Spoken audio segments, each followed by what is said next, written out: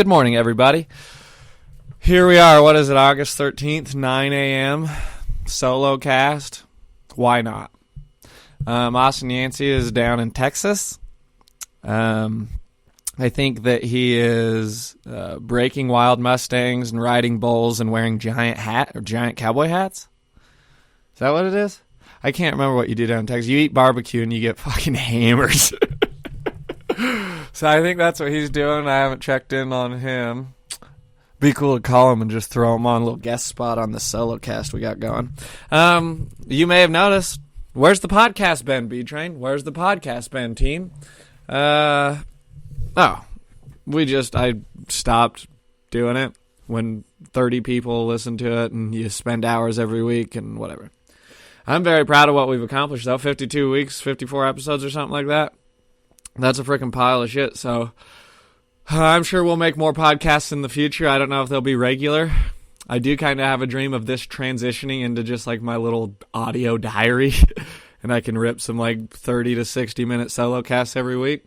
And if people want to listen to it and see what's going on in my crazy frickin' I wanted to say amphetamine methed out head, but I only mean methed out head because it's spinning fast all the time, not because I do meth of any kind. So anyway, if you want to tune in and see what the hell's going on with me, feel free. I think I'm going to start doing maybe 20 to 60 minute solo casts every week. I just made that up just now. I wasn't thinking that until just this minute, but why not? I mean, put a microphone in front of me and hit record. You know what happens. This is what I'm made for. So what are we going to talk about? We're going to talk, obviously, a lot about spiritual truths. Maybe it'll be a psychology, self-help, BS podcast. I'm going to talk about the shit I'm doing, which is always sick as hell. I'm sure I'm going to be traveling my little ass off this winter. You know what I went and looked at the other day?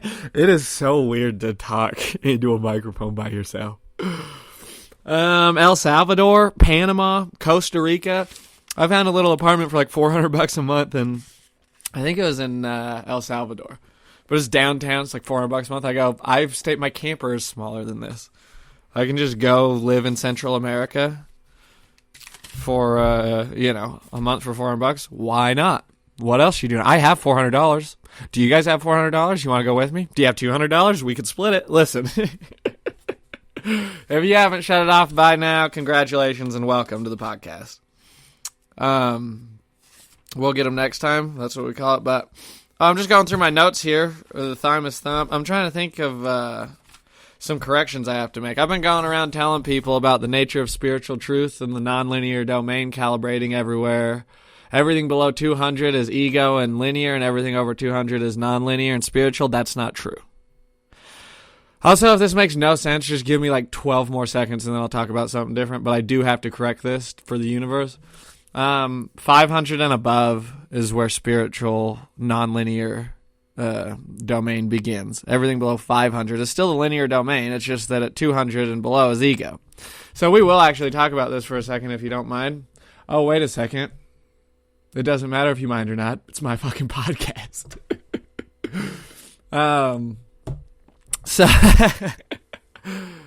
well, I can pause it. I'm going to get this book. Okay, y'all, we have here the map of consciousness. Everything along the map of consciousness scale calibrates at a certain energy, at a certain frequency for the energy that it's giving off. Everything gives off a certain amount of energy. There's studies that date back to 2003, and I wish I could remember who did them, but basically proving that your mind creates a psychogenic field. So depending on your state, like your emotional state, we can measure differences in the electronic field that's around you, in the electromagnetic field that's around you. So at the very bottom of the map of consciousness is shame. This calibrates at 20. And it's very fun that shame's at the very bottom. And who do we know that has like dedicated her entire life to studying shame? Brené Brown. So, side note, you want to read a book or something, Brené Brown, B-R-E-N-E. Brown, you know brown, it's like the color. You know, lighter than black, darker than tan. Anyway, she spent her whole life researching shame. And you've heard it on this podcast before, but basically the key takeaway from her is what's the opposite of shame? Connection. And what's the bridge between the two? vulnerability. And I say it slow because everybody knows it now because I've said it a million times. But I would like to share with you Brene Brown's definition of connection. She says connection is the energy that exists between people when they feel seen, heard, valued, they can give and receive without judgment, and they derive sustenance and strength from the relationship. I'm glad I read that out loud. That kind of hit me real strong because I have a hard time connecting with people sometimes. And when I say that, sometimes people go, oh, no, you don't. And it's funny because I go, oh, well, we don't have connection because I don't feel seen, heard, or valued, or like I can tell you what's up without judgment because I told you something and you immediately turned on your heels. But anyway, that's just maybe a personal thing, and maybe people are going to, whatever. Listen, moving up the map of consciousness. From shame, where our life view is kind of miserable, we're miserable, and we feel humiliation. Because that's the thing about shame, too, is shame is isolating. And it'll make you feel like you're not good enough. And so that's why a lot of this, I'm reading a Brene Brown book right now. A lot of what Brene Brown talks about is starting from a place of, I am worthy of love and acceptance. That's just the base layer. And I get, we've all said it, and we've heard it like in schools, and so we go, oh, everybody's worthy of love. But it's actually true. It's the divinity that lives in all of us. I could talk about that for a fucking hour, but I'm not going to. So moving up the list. From level, this calibrates at 20, shame, where your predominant emotion is humiliation. Guilt calibrates at 30, where your predominant emotion is blame. And so we might think about that, B-Train, and the times that we've spent, blaming and feeling guilt and, I don't know, living in that. Because I do. I don't get guilt for what I've, done. I don't get guilt because I was an asshole at the supermarket or because I, tried a drug or because I had sex or all these things that I maybe traditionally have felt guilt for. I feel guilt when, there's a missed opportunity for connection, maybe. You know what I mean? When it's I'm going to call somebody that's important to me, and then the conversation, there's not a lot of connection in the conversation, and then I feel guilt maybe I did something wrong. But who knows? And I think Brene Brown says guilt kind of tells you, okay, I did something bad, and shame tells you, I am bad. So that's just kind of a nice little difference there. Now, moving up, and keep in mind, everything below 200, everything below the level of 200 is going to be ego. And let's remember that the ego, its primary function, the narcissistic core of the ego, as Dr. Hawkins says, is desirous. It's get, want, gain, analyze, what's the best outcome, how do I achieve what I want. You know what I mean? It's just all about how you get what you want in every situation. That's the ego. I think I'm of the opinion that there is a higher self that resides in us, that we can access, that allows us to then have more peace and then maybe love more fully. And we know what these people are like. These, what we call a self-actualized or a self-realized person. And they're the people we look up to. In my circle, I have a grandfather that's, everybody just goes, wow, I've never met anybody like that. Well, yeah, it's because he's aligned with his higher self. And these ego games, or the narcissistic core of the ego, kind of takes a back seat. And I don't think that, for most people, you get to fully dissolve the ego. Because let's remember where the ego comes from as we approach it with non-judgment. The ego comes as a response of evolution as a human being on planet Earth. Because bacteria, all ego. That's all bacteria is just ego. There's probably, I would imagine, no higher self in the bacteria. So when a bacteria eats an amoeba, and by the way, I'm just repeating things I've heard. I don't want people to think that I'm all coming up with this on my own. I just hear other people say shit and I read books. But a bacteria eating an amoeba is not a moral issue, right? It's just survival. There's no morality attached to it. But it's all ego, right? So the same thing with the human is I don't know that there's necessarily morality attached to being aligned with the ego. It's just the limiting self. I don't know, how it limits you maybe in the long term being aligned with your ego, because there's a higher self in there that wants to get out too. Now, as we try and continue down the path of enlightenment and consciousness, ego will provide resistance to spiritual growth. Why? Because the ego knows that spiritual growth will be its undoing, you see. So anyway, we move up to guilt. That's calibrates at 30, and our predominant emotion is blame. Moving up to calibration level 50, we have apathy. And our view of life is kind of hopeless, and our predominant emotion is despair. Have you ever felt like apathy? I just read a chapter on it, but don't remember it very well. But just fully not giving a fuck, just, despair, dude. You kind of don't give a fuck. Process is abdication. We talk about abdicating responsibility a lot. Anyway, I hope any of this makes sense or is fun to listen to for anybody. All right, moving up to level 75. This is grief. And our view of life is tragic, and our predominant emotion is going to be regret. Now, you guys have been through grief. Let's see. All right, now we're really going to test the waters. Let's see if I can remember the 5 stages of grief off the top of my head. And it's cool. They don't have to go in order because they don't go in order. Side note, when you're going through grief, which, by the way, this is pretty much everybody all the time. We have lots of unprocessed grief. We have grief for even minor things. You have grief when you experience the end of a relationship. Like, it's not that somebody has to die for you to have grief. Right? You could lose a job and experience grief. Grief would be something you feel over the loss of something, I would imagine. Stages of grief. I know there's bargaining. I know acceptance is probably the last stage. Damn it. All right, I'm pausing it and I'm looking it up. So, yes, I'm not a genius. Everybody chill. Okay, what happens if you Google the 5 stages of grief? The first thing that pops up is, they're often talked about as if they happen in order. But that's not how it works. Okay, here we go. We have denial, anger, bargaining, depression, and acceptance. And what I learned through my life is, when you're going through grief, you'll just bounce around. You might hit freaking all 5 stages in an hour. Do you know what I mean? You might bargain for 10 minutes and then be super angry for 10 minutes and then have acceptance and be like, nope, it's okay. It is what it is. And then go back to depression or denial or whatever. So anyway, that's just a little talk on grief. A little fucking happy side trail. Moving up to 100. This calibrates at 100. And remember, 200 and below, 200 is the neutral point. Everything below 200, Dr. David Hawkins describes as force. So all these states, shame, guilt, apathy, grief, and now fear at 100, these are all forces on our lives, you see. So they hold us down. And we know this because when we feel shame or we feel the weight of shame. You ever heard that? So we feel these things like a weight, and it keeps us from moving, you understand? So now everything over 200, at 200 and above, is power, and we'll get there. So at 100, we have fear.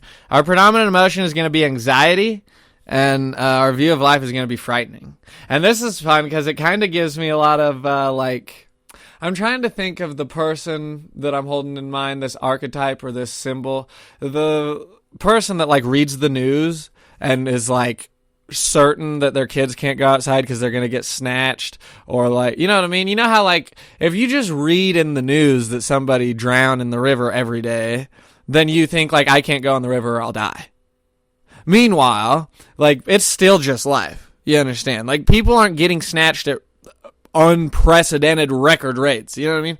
Accidents aren't happening at unprecedented record rates. As a matter of fact, is it Pinkerton? Why do I want to say that? There's some dumb social scientist who says things are better than they ever have been, and I think he's right. Okay, level 125, we have desire. Okay, and now we're getting somewhere. Now we're going to get into the narcissistic core of the ego, because it's not so much shame, guilt, apathy, grief, fear. These are things that happen oftentimes as a result of things not going the way we want them to, right? Or, like we said with grief, somebody dying. As we get into calibrating to 125, desire is the level. And our predominant emotion is craving. And our view of life is disappointing. So this is want, get, mine. And we see kids that sort of, as they develop the ego, or as their ego starts to develop or be expressed, we get to see that, you know what I mean? They'll throw a fit. They crave, they want, they desire. They're disappointed when they don't get what they want. It's sort of an enslaving process, you see. But this would be the narcissistic core of the ego that says, gimme. Moving up to 150, we have anger.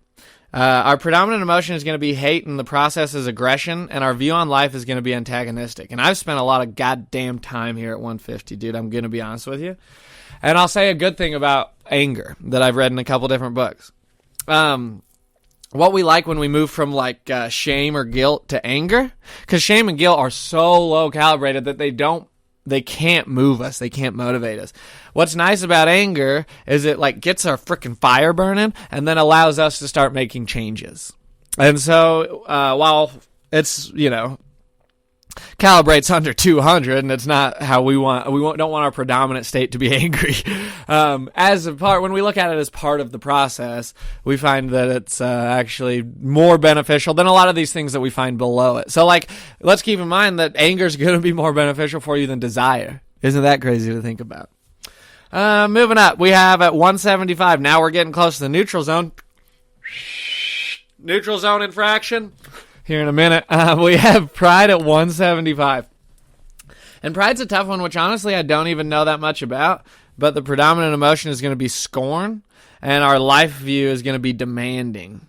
And that makes me think of some people that are very demanding of life. Do you know what I mean? And I'm not here to argue with anybody. It's just my podcast. If you don't like it, shut it down. Just the more demanding we are out of life, the less accepting we are out of life, maybe, right? And that's all I'm trying to say there. Moving up, we have 200. This would be neutral zone. This is where things change and we go from force to power. This is where it stops feeling like we're being smothered and we kind of start to open up and we can fly. 200 is the level of courage. Our predominant emotion is affirmation, and our life view is feasible. This process is empowerment.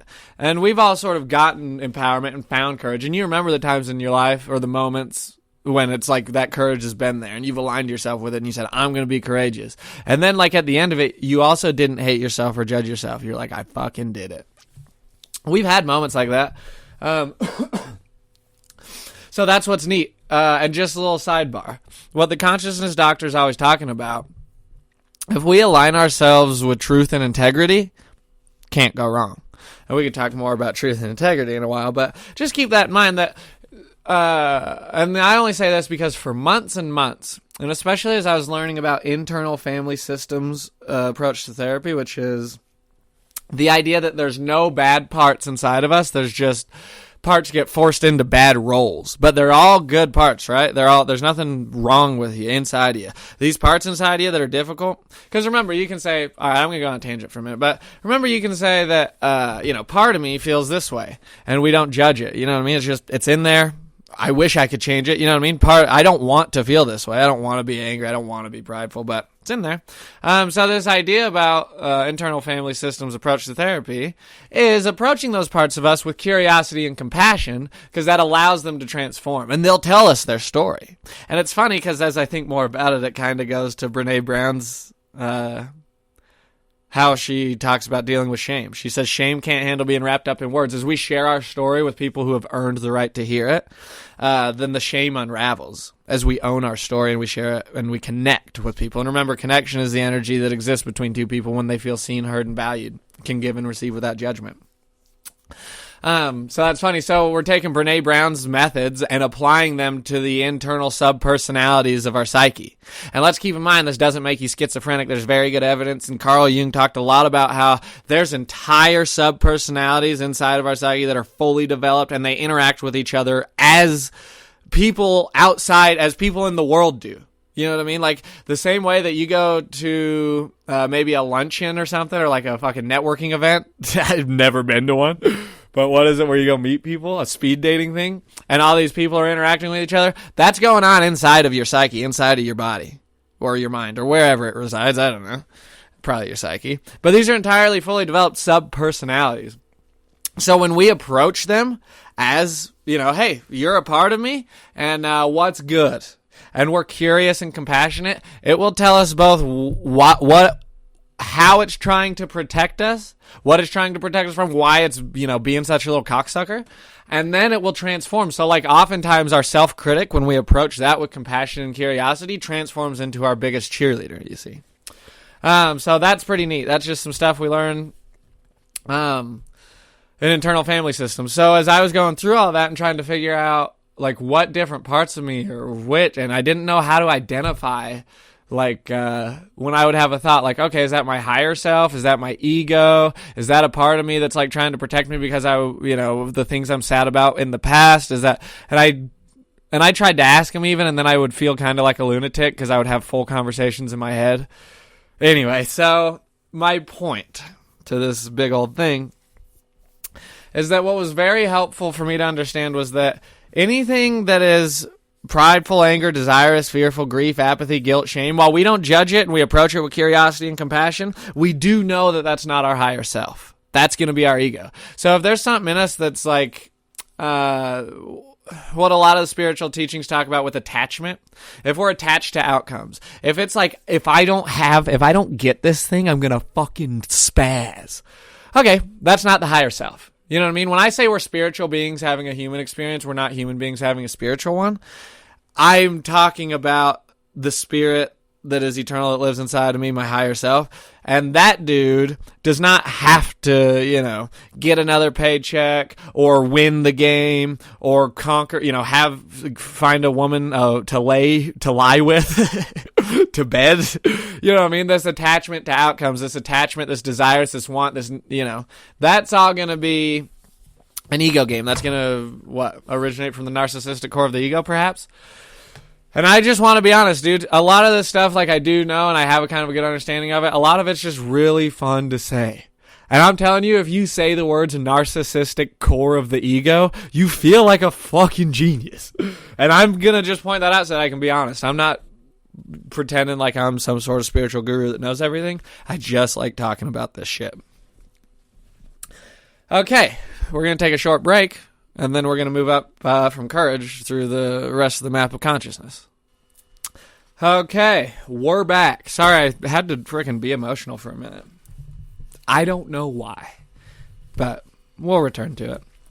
Okay, 200, the level of courage. Predominant emotion is affirmation, it's empowerment, and your view of life is feasible. Now, as we move up from 200 to 250, we get to the level of neutrality. And as I understand this level of neutrality, your predominant emotion is trust. And so it's kind of the idea of like, take it or leave it, is what it is, everything's how it should be. It's like, you don't desire anything out of it. You know what I mean? We're done with that ego, outcomes, being attached to outcomes, trying to analyze, well, if I do this and I do this, then we'll get this out of it. And it's more just like, okay, we're just aligned with these things, and then however it goes is however it goes. And that's neutrality, and I wouldn't say that's the same as acceptance because we're going to get to acceptance, but predominant emotion is going to be trust, the process is release, and our life view is satisfactory, which makes sense. And our view of God at that level is that he's enabling, and I think that means in a good way, as in God will help you. You know what I mean? And so that's a nice level, and it's above 200, which means it's going to be powerful. It's going to create what you might call eternal spiritual good in the world. As we move up, calibration level 310 is the level of willingness. And the predominant emotion is optimism. And our life view is hopeful. So, god damn, just as I say that, since all our listeners, since you guys all know the same people as me, I think that all makes us think of the same person. For me, it's Uncle Champ. Just, he's always optimistic, he's always willing, he's hopeful. The dude's like, and your view of God is inspiring, and he's inspiring, and I think he believes God to be inspiring as well. And so you see, okay, well, that probably chance you to calibrate around 310. How fucking nasty is that? Also, this is not a judgment, and this is not a... Also, that's sick as hell. Like anybody, I'd be fucking honored to calibrate at 310. But keep in mind that, as we know, I just want to remind everybody that this is just the path of life that we're on, and we're going to hit frickin' almost every one of these stages in our whole life. Really, the only thing we can do that would, like, maybe be deleterious, and honestly, it's not even deleterious because it's the way it's supposed to go. But if we're allowed to, how much power we have, is we just don't want to stay under 200 our whole life. We don't want to live in pride, anger, desire, fear, grief, apathy, guilt, and shame every day forever. You know what I mean? At a certain point, hopefully we move into courage, and hopefully we, over time, spend more time in courage and less time in pride, and more time in neutrality and willingness, and less time in anger and desire. But none of this is a judgment by any means. This is just the map of consciousness. This is a roadmap to how our consciousness is set up. You know what I mean? So there's not a judgment, it just is.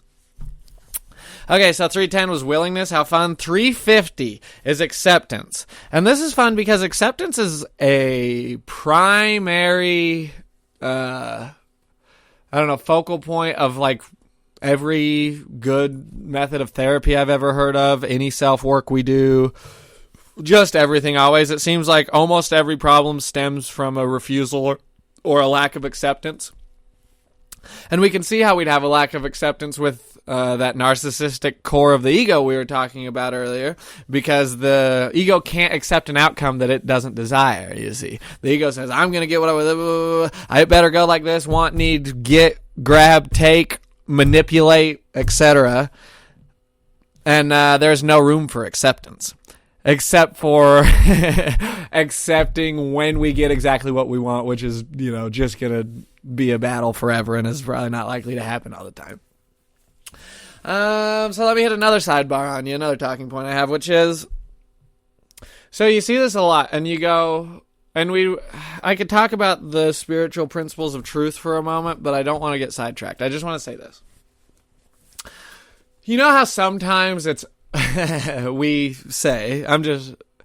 sometimes it seems like it's okay for us to manipulate the truth if it serves us. Like, it's definitely okay to, like, lie a little bit to the government if it saves us money or keeps us out of trouble. Now, it's definitely not okay to lie to your spouse if you're having an affair. Right? So we go, okay, well, what's the difference? And we get that, we can nail down on it. We can have perspectives, and we can say that, like, one's impersonal, one's personal, one hurts somebody that I love and care about, and one is like a government agency. And fair enough. But I would say that anytime that we manipulate the truth in service of ourself with a little lowercase s, anytime we manipulate the truth to try and change the outcome in a way that will best serve us, well, then we're not living in service of the truth. We're living in service of ourself. And not our higher self either. We're living in service of our narcissistic core of the ego. And I would imagine that if you spend like all your time living in service of the narcissistic core of the ego, you're going to have a miserable existence. And I'm here to tell you that if you spend your time living in service of the truth, you're going to have an adventure. That's what JP always cries about. I was hoping maybe I could cry about it while I talk about it, but I'm not as much of a pussy as him. Fuck you, Jordan Peterson. Sorry. But I mean, to just live in service of the truth all the time. By the way, I don't recommend telling the truth to the government. I am of the opinion that resistance to tyranny is obedience to God. I'm just here to tell you that, like, just keep in mind as you move through life, am I manipulating the truth in service of myself? Okay, that's not in service of the truth, cowboy. So you might fucking think about that as you make your decisions. That's just the B train talking to the B train. So, now, and this is where acceptance is so handy at calibrating at level 350, like we talked about, is because you get to accept things just for how they are, and you can accept that the truth is sufficient, you see. You don't have to manipulate things for your own gain because there's a presence that extends beyond yourself. I don't know what I'm talking about now, so let's go back to acceptance. Your predominant emotion is forgiveness, and your life view is harmonious, and the process is transcendence. And that's funny it says the process is transcendence, because that's what I'm saying is the focal point of all these therapies, which I would say the goal of therapy is to transcend that which is holding us back that we don't understand or know how to transcend, right? And you can't transcend something without wrestling it. We know that. So we just take our wrestling match in front of a paid professional that's non-biased, that has tools to help us navigate this wrestling match, which leads to transcendence, right? You can't transcend something without wrestling with it. And so ultimately we end up at acceptance, which then transcends. And that's fun too, because once you understand that that's the process, I think ideally, like by the time you're 60, 70, 80 years old, you can kind of just skip to the last part of it, to the acceptance part, to the surrender. You can go, I know how this goes. I have a battle back and forth for as long as it takes until eventually I transcend it and I have the ability to live the life that I wanted to live, and the battle goes away. Maybe you could say my higher self won the battle. And it turns out that, I think over time, eventually you look at it, you go, so that's just that's the nature of things, that's how it works? Well, why don't I just skip to the part where my higher self wins the battle and I don't have the battle at all? And I just go live my life with my higher self, being in charge, being at the wheel, leading the charge, having the reins, whatever. So, sorry, we just hit 30 minutes, and I sort of had this feeling to you know what, B-Train, you should just put a button on it and throw out a 30-minute fun little self-help podcast. I could talk for an hour. So we'll go through this up to level 500, because 500 and below is all the linear domain, as I understand it, which is this world we live in that can kind of make sense we can all be on the same page about. As we move above 500 into love, joy, peace, and enlightenment, and these spiritual truths, that gets a little more dicey for me to talk about without ruffling feathers. Calibration consciousness level 400 is the level of reason. Your predominant emotion is understanding. Your view of life is that it's meaningful, and this process is an abstraction. And so we want to be careful. This is still confusing to me, so I'm going to tell you kind of what I know about it, but know that I still have a lot to learn about it. What's confusing to me about this level is that reason and abstraction and understanding and is all, and when done with our higher self, I think it makes sense, right? It's sort of having an understanding of maybe where everybody's at or why, or that everybody's on their own journey. And it's sort of, just the next step past acceptance, because you accept something, but then once you accept it with an open heart, you can fully understand it. And that might be that next level of reason. But we have to keep in mind that reason and understanding is not the same thing as egoic justification, right? And so our ego is going to think that it understands things, and it's going to point things out, and we've all done it a million times. I'm going to speak for myself. Have you ever been confused by something, and then just kind of a thought occurs to you that makes it make sense? And maybe somewhere inside of you, yeah, this is just a cope. This is not, this doesn't fully explain the whole situation, but you go, oh yeah, that's what it is. That's it. It's because of it. And you go, okay. Now my point is, that's not acceptance and reason and understanding. And maybe that's not a great example because it's so vague. But that sometimes we get caught up in this egoic justification and intellectualization and pontification and all these things that I spend my life doing. But all as a self-feeding system, right? Is if I justify it and I don't know, you spin your tires. But as you can see, I don't know much about reason. That's where I'm just saying there's a trap you can fall into where reason looks a lot like egoic justification. That's all I'm trying to say. Okay, and then that's it. And then 500 is the level of love, which I can just read you a little quote about. So this is we're moving into the non-linear domain of spiritual truth. This is where love resides. And here's a little quote I have about love from Dr. David Hawkins. The doctor emphasizes that in the state of unconditional love, and this is level 500 calibrated love, there's an awareness of oneness with all that exists. This profound love doesn't fluctuate based on circumstances or personal preferences, but is a consistent state of compassion and understanding. It recognizes the intrinsic value and divinity in everyone and everything, which is why it's often seen as a state of unity rather than separation. And so, keep the next part of that paragraph, keeping in mind that that's a different kind of love than maybe what we're looking for when we're dating, right? Because a lot of what we call being in love is going to be a mix of personal attachment and desire and projection. And that's different than this profound love that we're talking about. And you kind of know the difference. A lot of people like to describe this profound love as the love maybe a mother has for her newborn child, or just parents have for their kids. But as we watch kids age and we watch parents parent, we go, maybe there isn't so much profound love like maybe we assumed there was. Maybe there's a lot of desire, projection, and attachment because we want things to go a certain way because our ego requires that, we get the outcome that we want out of things, which is just ridiculous. I'll say this and then we're going to put a button on it. But I was reading about, and the doctor says something about there's this temptation, this evil thing that voice at certain levels of consciousness. I don't know how it works, but it says all power is yours. Own it. Which sounds like a fun call to action, like, okay, all power is mine, own it. Except for the part where, like, why? How? Who? Why would you want to have power? All power? All power in the world? That ain't for me, cowboy. You know how much power I want to have? Like, just enough to love the people around me.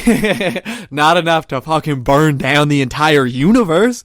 I don't need that much power. And, I don't know what my point is. Anyway, I ran out of steam there at the 35-minute mark, but all I'm trying to say is that, who are you, man?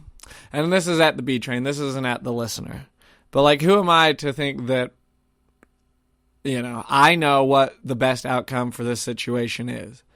And I'm going to make sure that I get what I want and that my vision for how it should go is how it ends up looking in the final analysis, or when we get through it and look back on it. Who are you, B-Train? Like, there's nobody else in the whole world, or there's no God, or there's no divine cosmic order of the universe, or there's nothing else outside of my own desires and wants. It's kind of like the feeling I get from that sort of line of thinking is like, yep, I'm God. Well, and you got to remember, that's the narcissistic core of the ego. The ego believes it's sovereign. The ego thinks that it is God. And one more fun quote. While we don't judge the ego and it's just a result of evolution and being a human, we can tell you the truth about how the ego will literally kill you before it admits it's wrong. Do you know that? So, we just want to be on the lookout for that little fucker. It keeps us alive. It keeps us eating. It keeps us reproducing. Thank God for the ego. But it does think it's God. And it ain't. And also another fun tidbit.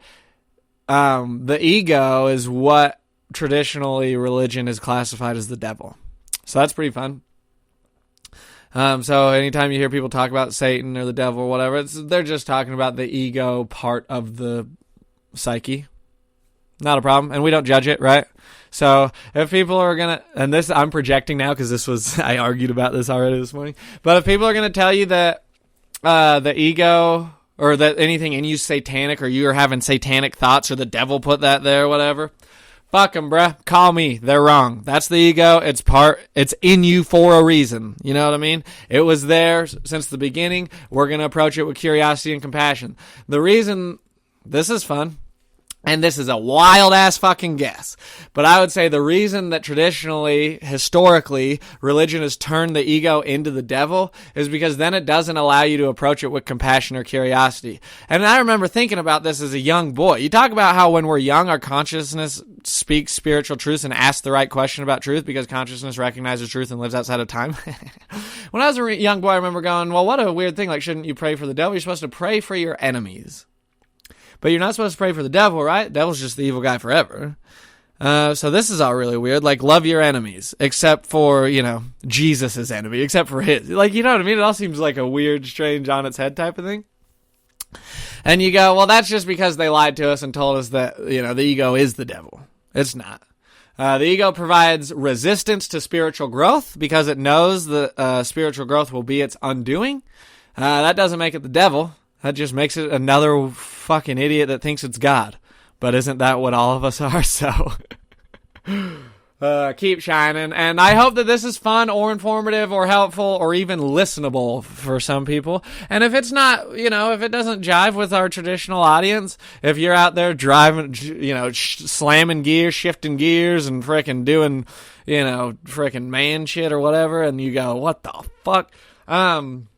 Just send this to, like, somebody you think would like it.